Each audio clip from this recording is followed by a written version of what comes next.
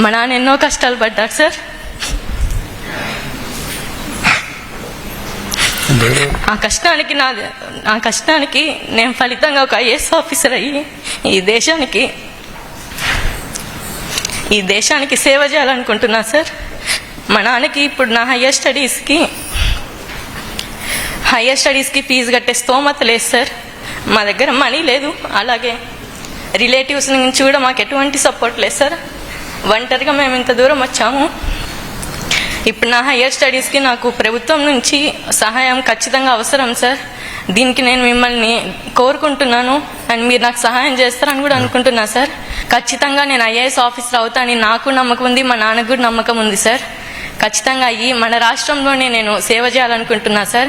ఇప్పుడు మీలాంటి పెద్దలు వచ్చి నాలాంటి పేద విద్యార్థులకు సపోర్ట్ చేసి మేము ఒక మంచి స్థాయికి ఎదిగి మేము ఇంకో 100 మందికి సపోర్ట్ చేసి ఓవరాల్గా సొసైటీని డెవలప్ చేయాలనుకుంటున్నాం.